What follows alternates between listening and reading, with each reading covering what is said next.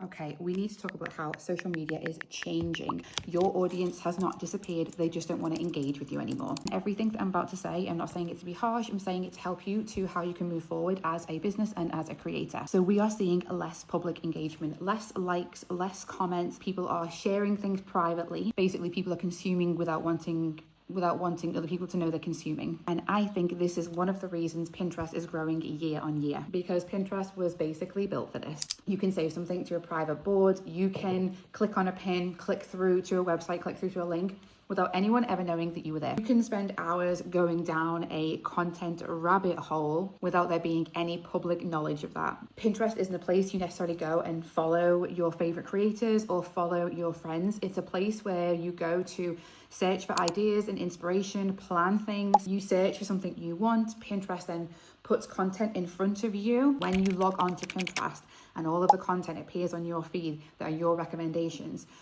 99% of the time, you don't know who's posted that. So already there is a lot less anxiety on this platform. We're not thinking about, oh, I like that, but I don't want to engage with it because I don't want that person to know that I've seen it, which means as a business or a creator, people can discover you, your brand and your content without ever having to publicly engage with you. They can save it, they can click it, they can go through and buy whatever it is that you're selling, and no one publicly can see that or need to know. I think this needs to be an important decision that you make when you're thinking about where you're putting your content going forward and where you're spending your time and energy when it comes to all of these different platforms. This is coming from someone who deleted Instagram 2 years ago and then turned my struggling business into a 6-figure business once I got my content in front of the right people without them feeling pressured to engage with it, without them having to publicly engaging with my content. They were able to just go over, search for stuff. My content showed up on these searches in both Pinterest and Google, because when you do Pinterest, it also shows up in Google.